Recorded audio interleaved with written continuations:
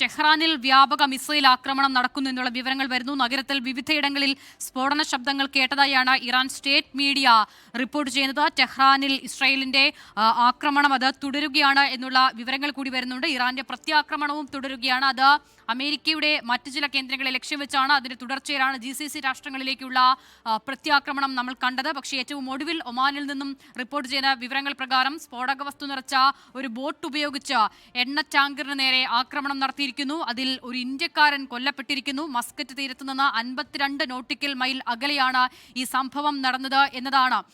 റഹീസ് മുഹമ്മദ് തുടരുകയാണ്. റഹീസ്, GCC രാഷ്ട്രങ്ങൾ പൊതുവിൽ ഇപ്പോൾ ശാന്തതയിലേക്ക് നീങ്ങുന്നുണ്ട് എന്നത് നമ്മുടെ പ്രേക്ഷകരുടെ അടക്കം പലരുടെയും പ്രതികരണങ്ങളായി വരുന്നുണ്ട്. പക്ഷേ അപ്പോഴും ഈ നിലയിൽ ആശങ്കപ്പെടുത്തുന്ന ചില റിപ്പോർട്ടുകളും വിവിധ മേഖലകളിൽ നിന്നും വരുന്നുണ്ട് എന്നുള്ളതാണ് ഏറ്റവും പ്രധാനം. പ്രത്യേകിച്ചും ഒരു നോമ്പ് കാലമാണ്. പലയിടത്തും ഈ റമദാനിലെ പ്രത്യേക പ്രാർത്ഥനയടക്കം വെട്ടിച്ചുരുക്കേണ്ടി വരുന്നുണ്ട്, നിർത്തിവെക്കേണ്ടി വരുന്നുണ്ട്. അപ്പോൾ ആ നിലയിൽ GCC രാഷ്ട്രങ്ങൾ ആകെ ഒരു അരക്ഷിതാവസ്ഥയിലേക്ക് പോകുന്ന നിലയിലാണോ കാര്യങ്ങൾ?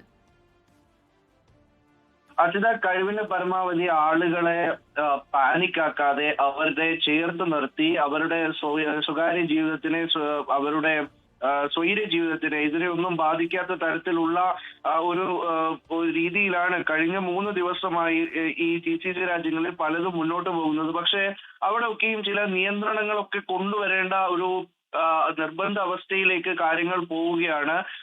അതിന് ഏത് സമയത്ത് ഇറാൻ എവിടെ ആക്രമിക്കുന്നു എന്നുള്ളതിന് ഒരു ക്ലൂവും ലഭിക്കാത്ത നിലയിലേക്കാണ് കാര്യങ്ങൾ പോകുന്നത്.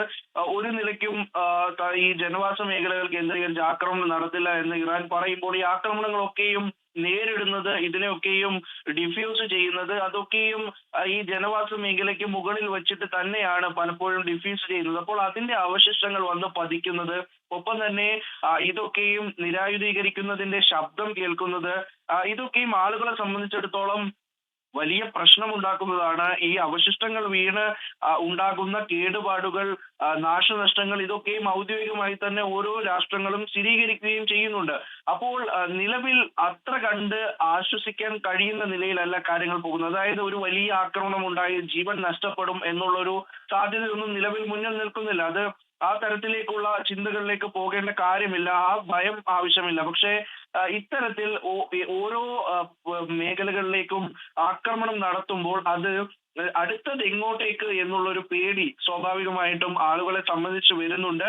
അത് വലിയ രീതിയിലുള്ള പ്രശ്നങ്ങൾ ഉണ്ടാക്കുകയും ചെയ്യുന്നുണ്ട്. അത് അങ്ങനെയാണ്. ഇപ്പോൾ സൗദിയിൽ നിന്നും വന്നിരിക്കുന്ന ഏറ്റവും പുതിയ അപ്ഡേറ്റ് കൂടി വരുന്നുണ്ട്. 5 ഡ്രോണുകളാണ് സൗദി അറേബ്യ പ്രിൻസ് സുൽത്താൻ എയർബേസിന് സമീപം വെച്ച് തടഞ്ഞത് എന്ന് സൗദി പ്രസ് ഏജൻസി അറിയിക്കുകയാണ്. അപ്പോൾ 5 ഡ്രോണുകൾ കൂടി തടുത്തിരിക്കുന്നു എന്ന് സൗദി പറയുകയാണ്. ഈ ഖത്തറിലേക്ക് ആക്രമണം നടത്തുന്നൊക്കെയും ഈ ഊർജ കേന്ദ്രങ്ങൾക്ക് നേരെയാണ് ഈ ആക്രമണം ഉണ്ടാകുന്നത് എന്നുള്ളത് വളരെ പ്രധാനപ്പെട്ട ഒന്നാണ്. മെസൈഡ് എനർജിയിലെ ജലസംഭരണ ടാങ്കിനെ ലക്ഷ്യമാക്കിയിട്ടാണ് ഇത്തരത്തിലൊരു ആക്രമണം ഉണ്ടായത്.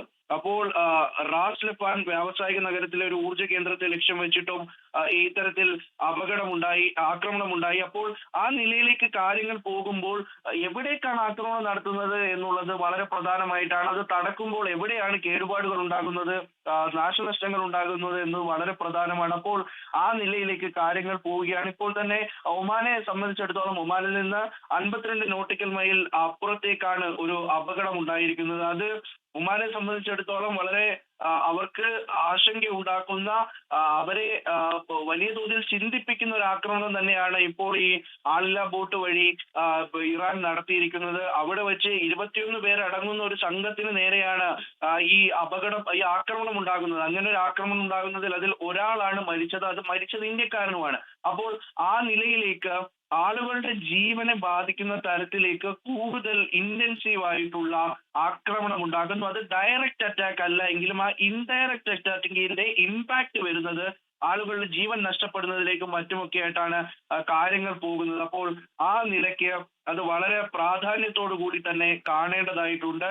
വളരെ ശ്രദ്ധിച്ച് സൂക്ഷ്മതയോടുകൂടി വിലയിരുത്തി ഇന്നലെ രാത്രി എല്ലാ GCC രാജ്യങ്ങൾ ചേർന്ന ആ ഒരു യോഗത്തിലെടുത്ത തീരുമാനം, അതിന്റെ തീവ്രത വർദ്ധിപ്പിക്കണമോ, ഏത് നിലയിലേക്ക് അതിന്റെ ആംഗിൾ മാറ്റണം, ഏത് രീതിയിൽ തങ്ങളുടെ വീക്ഷണങ്ങൾ മാറ്റണം എന്നുള്ളതൊക്കെയും ചിന്തിക്കാൻ ഒമാന് കൂടി ഒരു സൈറൺ മുഴക്കുന്ന തരത്തിലാണ് ഇറാൻ ഇന്ന് നടത്തിയ ആക്രമണത്തെ കാണേണ്ടി വരിക.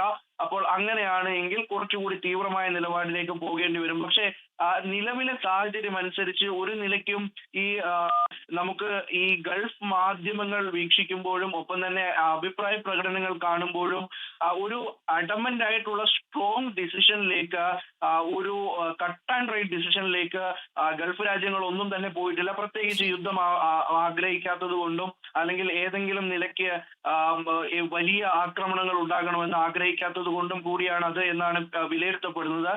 പക്ഷേ ഇങ്ങനെയാണ് കാര്യങ്ങൾ പോകുന്നത് എങ്കിൽ അവിടെ ഒരു കുറച്ചുകൂടി തീവ്രമായിട്ടുള്ള ഒരു നയത്തിലേക്കും നിലപാടിലേക്കും ഒപ്പം തന്നെ പ്രവൃത്തിയിലേക്കുമൊക്കെ ഒരുപക്ഷെ പോകേണ്ടി വന്നേക്കാം എന്നുള്ളതാണ് നിലവിൽ നമുക്ക് കാണാൻ കഴിയുന്നത്. എന്തായാലും ഓരോ പ്രദേശത്തും രാവിലെ വലിയ തോതിലുള്ള ആക്രമണം ഉണ്ടായിട്ടുണ്ട്. ഉച്ചയ്ക്ക് ശേഷം ഏതെങ്കിലും തരത്തിൽ ആക്രമണം ഉണ്ടായതായിട്ടുള്ള വിവരം ഈ ഗൾഫ് രാജ്യങ്ങളിൽ നിന്ന് വരുന്നില്ല. ഈ ശബ്ദം കേൾക്കുന്നു അല്ലെങ്കിൽ ഈ ഇന്ന സ്ഥലങ്ങളിൽ അവശിഷ്ടങ്ങൾ പതിച്ചു എന്നുള്ളതൊക്കെയും ഏതാണ്ട് ഉച്ചയ്ക്ക് മുൻപുള്ള വിവരങ്ങളാണ്. രാവിലെ ഒരു റൗണ്ട് ശരി റഹീസ്, എന്തായാലും ആ നിലയിലുള്ള വിവരങ്ങളാണ് ഇപ്പോൾ GCC രാഷ്ട്രങ്ങളിൽ നിന്നും പങ്കുവെക്കാനുള്ളത്. അതിൽ ഏറ്റവും പ്രധാനം ഇപ്പോൾ ഈ ഒമാൻ തീരത്തിന് നേരെ ഉണ്ടായ ആക്രമണത്തിൽ ഒരു ഇന്ത്യക്കാരൻ കൊല്ലപ്പെട്ടു എന്നുള്ളതും. ലോകത്തെവിടെയായാലും ഏത് സമയത്തും 24 വാർത്തകളും ഓഗ്മെന്റഡ് റിയാലിറ്റി പാക്കേജുകളും എക്സ്പ്ലെയിനറുകളും വിശദമായി കാണാൻ ഞങ്ങളുടെ YouTube ചാനൽ നിങ്ങൾക്ക് സബ്സ്ക്രൈബ് ചെയ്യാം.